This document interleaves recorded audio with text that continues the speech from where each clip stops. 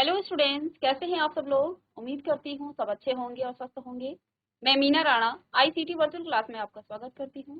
तो स्टूडेंट्स, हम पढ़ रहे हैं क्लास 12 का मैथ कॉन्टिन्यूटी एंड डिफरेंशिएबिलिटी हम यहाँ पर कर रहे थे और प्रीवियस लेक्चर में हमने इसके कॉन्सेप्ट को जाना और साथ ही साथ कुछ एक्सरसाइज के क्वेश्चन सॉल्व किए और आगे की जो एक्सरसाइज हैं उनको हम आज की क्लास में कुछ क्वेश्चन सॉल्व करेंगे। तो ये देखिए क्वेश्चन का इसी एक्सरसाइज का क्वेश्चन नंबर 2 है। कुछ एग्जांपल्स हमने प्रीवियस लेक्चर में सॉल्व किए थे जिसमें हमने कंटिन्यूटी, आपको लिमिट से कैसे आप कंटिन्यूटी को चेक करते हैं वो हमने यहाँ पर पढ़ा। तो आप देख पा रहे हैं एफ एक्स बराबर यहाँ पर 2x² माइनस 1। इसकी कंटिन्यूटी आपको चेक करना है। Examine the continuity of the function f x is equal to 2x² minus 1 at x is equal to 3। तो हमें x इज इक्वल टू 3 पर इसकी कंटिन्यूटी चेक करनी है। ठीक है, तो यहाँ पर आप जानते हैं लिमिट का कॉन्सेप्ट मैंने आपको बताया था, कैसे आप लिमिट से क्या करते हैं, कंटिन्यूटी चेक करते हैं। तो वैसे तो अगर आप इसको सिर्फ एक नंबर में ये क्वेश्चन आपको आता है तो उस केस में आप देखिए हमने ग्राफ बनाया था पॉलिनोमियल फंक्शन का। तो ये क्वाड्रेटिक फंक्शन है आपका, जो कि आपका एक पॉलिनोमियल फंक्शन है। तो इस आपने ग्राफ में देखा कि हर पॉलिनोमियल फंक्शन, हर टाइप के जो पॉलिनोमियल फंक्शन है वो हमेशा कंटिन्यूअस होते हैं। ठीक है ना। लेकिन अब यहाँ पर आपको देखिए लिमिट का कॉन्सेप्ट यूज करना है, तो लिमिट हम यहाँ पर अप्लाई करेंगे। तो देखिए आपके पास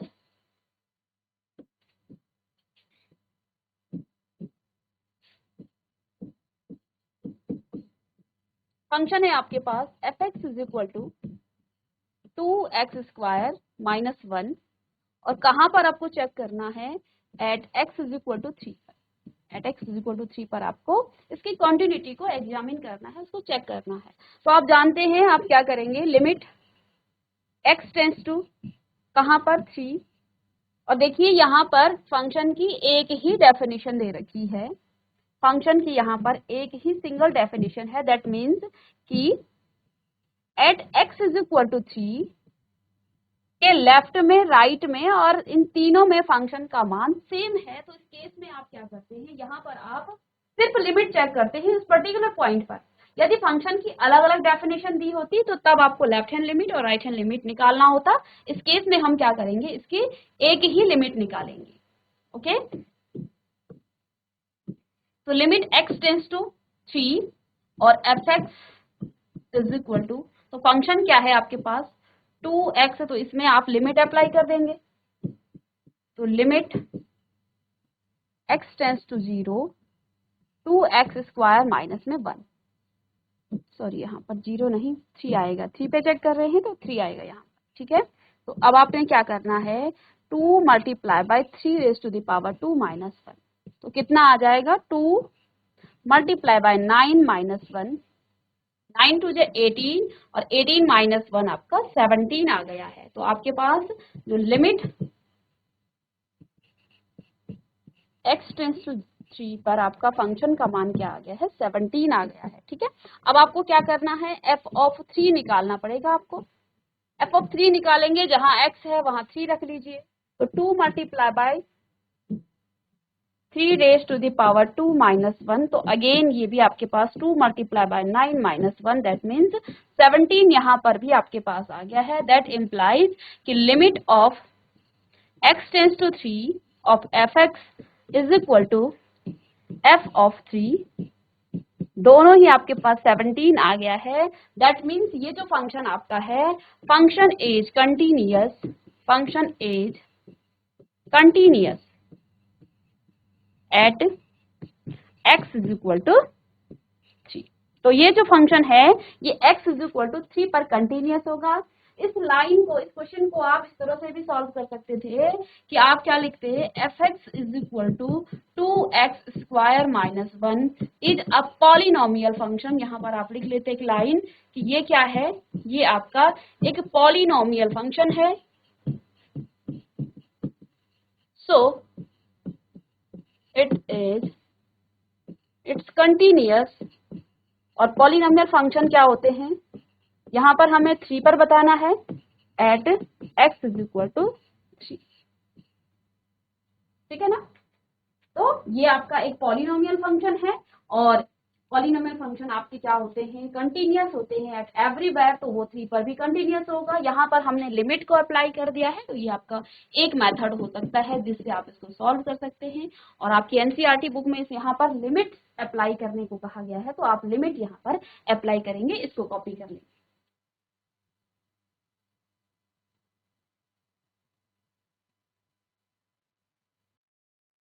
चलिए नेक्स्ट क्वेश्चन है क्वेश्चन नंबर 3। इसका जो पहला ए पार्ट है, examine the following function for continuity. आपको इन फंक्शंस की कॉन्टिन्यूटी को चेक करना है, ठीक है।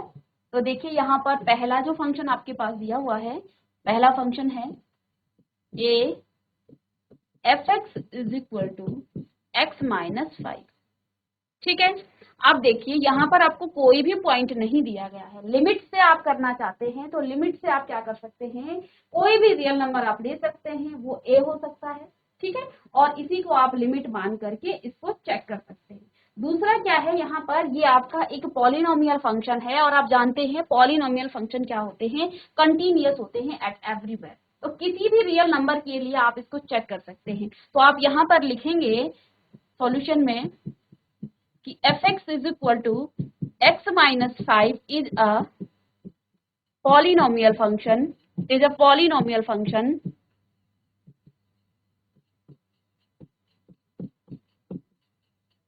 so it's continuous at everywhere, ठीक है ना। it's a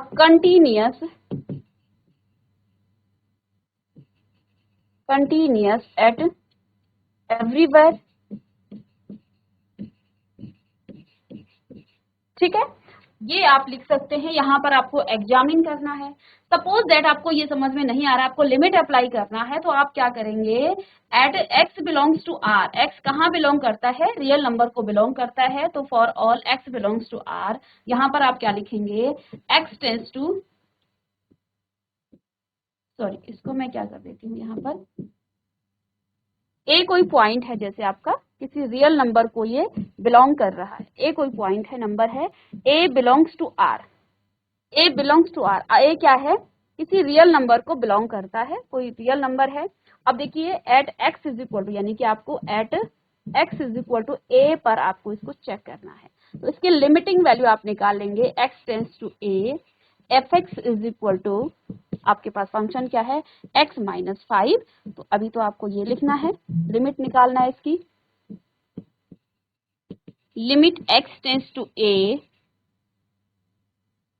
और एफ एक्स क्या है, एक्स माइनस 5। लिमिट अप्लाई करेंगे तो आपके पास क्या आ जाएगा, ए माइनस 5, ए आपका कोई भी रियल नंबर हो सकता है। अब आपको क्या करना है, एफ ऑफ ए आपको निकालना है। फंक्शन में जहां एक्स है वहां ए पुट कर देंगे, तो आपके पास आ जाएगा ए माइनस 5,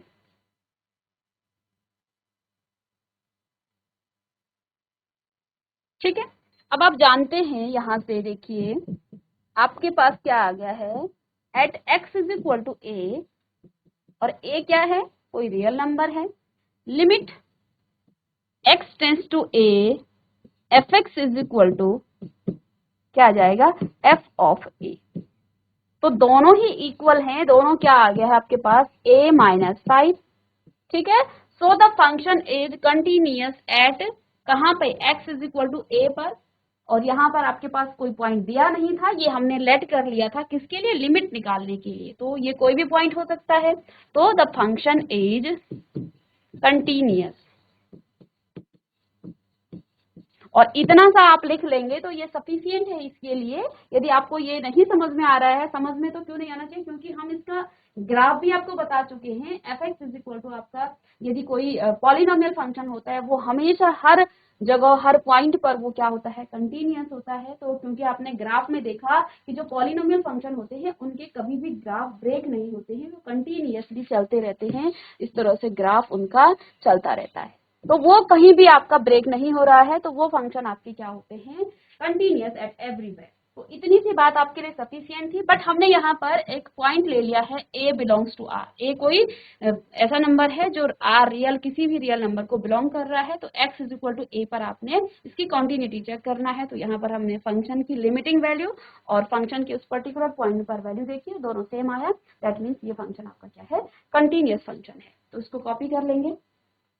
अब यहाँ पर देखिए, ये जो आपका बी पार्ट है, ये आपका देखिए पहला ऊपर आपका एक है, 1, और 1 क्या है, एक कांस्टेंट पॉलिनोमियल फंक्शन है। तो मैं आपको अलजेब्रा ऑफ कंटीन्यूअस फंक्शन की, चलिए हेडिंग डालेंगे, algebra of continuous function.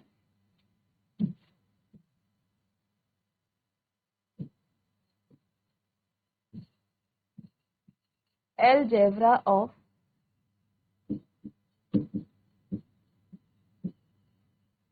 Continuous function.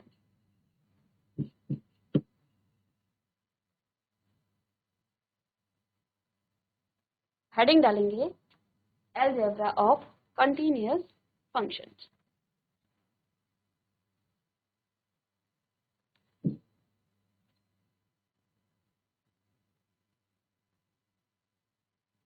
Hindi में आप क्या कहेंगे, संतत फलनों का,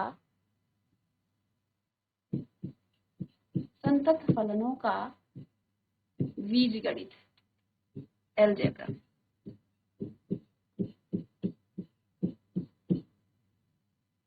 संतत फलनों का बीजगणित, अलजेब्रा ऑफ कंटीन्यूअस फंक्शन। तो ये आपके पास हेडिंग डालेंगे आप, अलजेब्रा ऑफ कंटीन्यूअस फंक्शन। तो यहां पर लिखिए, late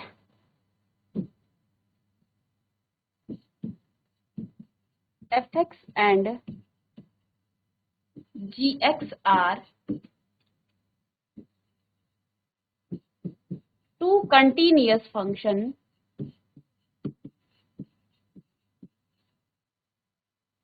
that fx and gx are two continuous function at x is equal to a, कुछ भी आप मान सकते हैं, a मान लीजिए, c मान लीजिए, कुछ भी आप मान सकते हैं, ठीक है ना, किसी पॉइंट पर जो कि आपका क्या है, कोई वास्तविक संख्या है, जो आपका a जो है क्या है, वास्तविक संख्या है।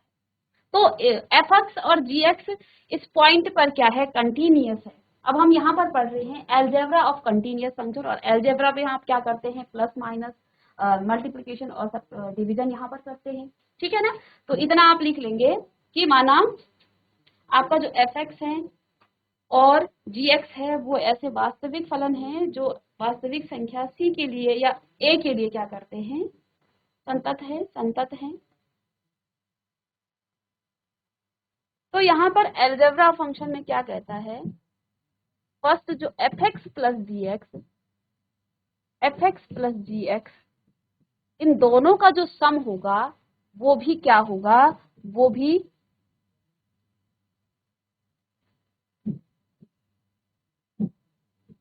At x is equal to a पर वो फंक्शन क्या होंगे, इज कंटीन्यूअस।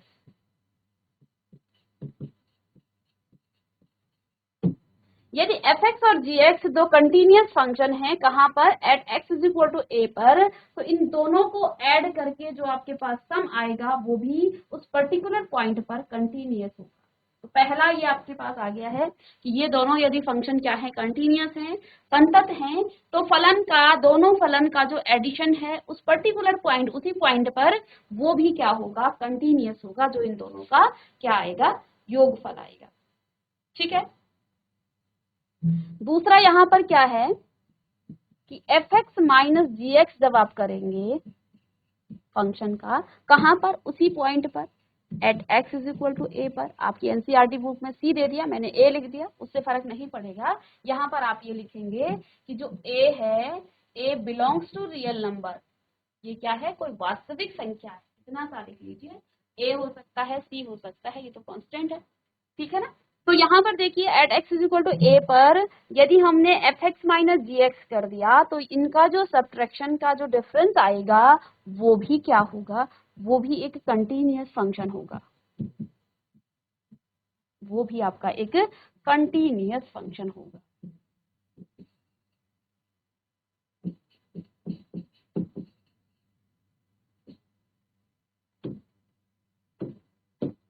तो ये भी आपका एक कंटीन्यूअस फंक्शन है।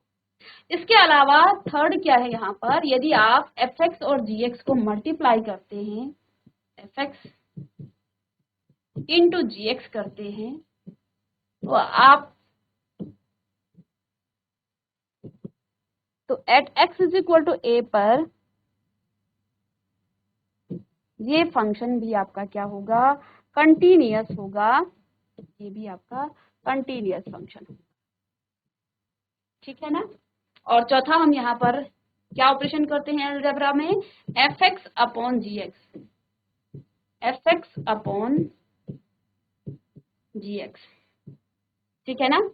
और यहाँ पर आपका जी एक्स जो है 0 नहीं होना चाहिए, ये कंडीशन आपके पास यहाँ पर आ जाएगा।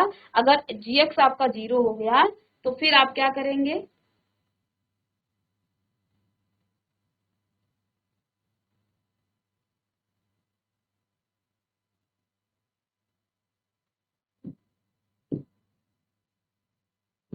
Eight X is equal to A पर इज, ये भी आपका एक क्या होगा, कंटिन्यूअस फंक्शन होगा, ठीक है। तो ये है अलजेब्रा ऑफ कंटिन्यूअस फंक्शन। तो इन 4 पॉइंटों को आप लिख लेंगे कि यदि आपके पास एफ एक्स और जी एक्स दो कंटिन्यूअस फंक्शन है जो कि किसी रियल नंबर ए पर, ठीक है, at X is equal to A पर ये कंटिन्यूअस है, तो यदि आप एफ एक्स और जी एक्स को क्या कर रहे हैं, ऐड कर रहे हैं, तो उनका जो एडिशन आएगा वो भी x is equal to A पर कंटिन्यूअस होगा। माइनस करते हैं तो जो सब्ट्रैक्शन के बाद आपका डिफरेंस आएगा वो भी आपका क्या होगा, at X is equal to G पर कंटिन्यूअस होगा। प्रोडक्ट करने के बाद यहाँ पर जो भी आपके पास इन दोनों का मल्टीप्लिकेशन करके जो भी आपके पास आएगा वो भी कंटिन्यूअस होगा, और ऐसे ही डिवीजन में भी ये हो जाता है। इसको भी आप कॉपी कर लें।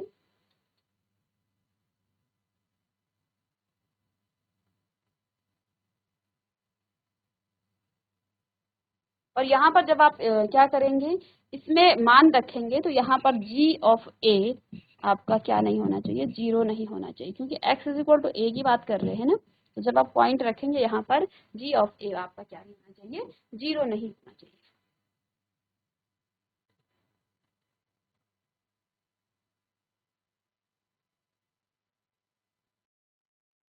इसके अलावा एक और पॉइंट मैं यहाँ पर आपको बताऊंगी, पांचवा, कि यदि आपके पास F X upon G X है और यहाँ पर G X does not equal to 0 है, और ये क्या हो, देखिए एफ एक्स और जी एक्स क्या है, आपके दो पॉलिनोमियल हैं, एफ एक्स और जी एक्स आपके क्या हैं, पॉलिनोमियल फंक्शन है,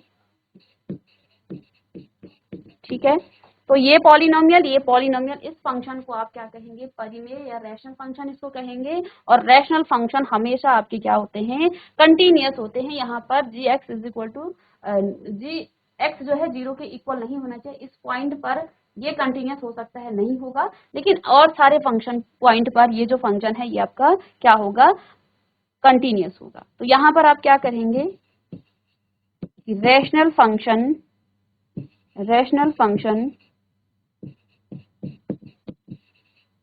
is always continuous। तो जो रैशनल फंक्शन है वो आपके ऑलवेज कंटिन्यूअस होंगे, सिर्फ इस पॉइंट को, जिस भी यहाँ पर जी एक्स आपका 0 नहीं होना चाहिए, तो ये आपका परिमेय फलन है। अब मैं यहाँ पर क्यों मैंने यहाँ पर डिस्कस किया है, तो यहाँ पर इस क्वेश्चन को आप देख लीजिए। यहाँ पर जो आपका सेकंड क्वेश्चन है 1/x-5। अब यहाँ पर x does not equal to 0 दिया है, इस फंक्शन के बारे में बात की गई है। क्या है फंक्शन आपके पास, इसका B part, x f x is equal to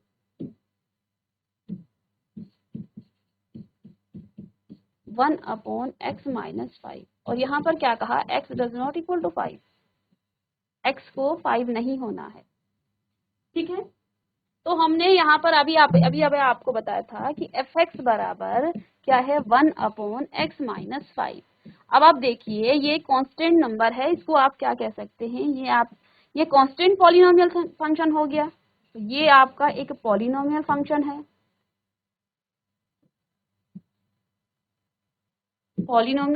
है, ठीक है।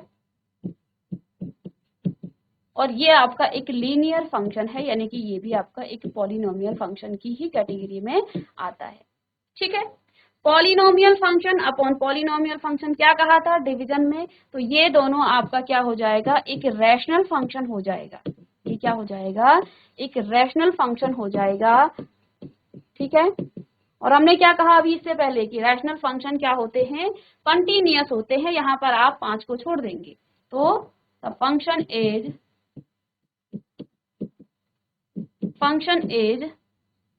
कंटीन्यूअस।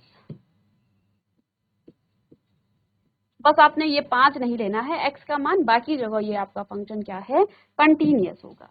ठीक है, और यहाँ पर कोई ऐसा पर्टिकुलर आपको पॉइंट नहीं दिया गया है, तो यहाँ पर आप क्या लिखेंगे, फंक्शन इज कंटीन्यूअस। अब कंटीन्यूअस देखिए 5 को छोड़ के तो आप लिख सकते हैं at x belongs to r, x आपका कोई भी रियल नंबर हो सकता है, और यहाँ पर रियल नंबर में से आप 5 को क्या कर देंगे, माइनस कर देंगे, यानी कि 5 को छोड़ करके सारे नंबर पर ये जो आपका फंक्शन है ये आपका कंटीन्यूअस होगा। ठीक है ना,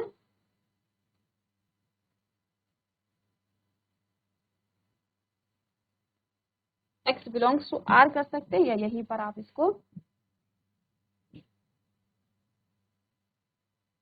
5 ये चीज आप लिख सकते हैं। ठीक है ना, तो ये जो फंक्शन है ये आपका क्या होगा, कंटीन्यूअस फंक्शन। इसी प्रकार से दूसरा जो एग्जाम्पल है ये भी आपका इसी तरह का है। इसमें भी यहाँ पर क्या दिया है, ये आपका क्या है, एक पॉलिनोमियल फंक्शन है, ये भी आपका पॉलिनोमियल फंक्शन है। तो ये दोनों आपका क्या हो जाएगा, एक रैशनल फंक्शन हो जाएगा। रैशनल फंक्शन है तो देखिए -5 रखेंगे तो ये 0 हो जाता है, तो इसको छोड़ के -5 को छोड़ करके ये जो फंक्शन आपका है ये आपका कंटिन्यूअस फंक्शन है। अब यहाँ पर डी जो दिखा हुआ है, डी को हम सॉल्व कर,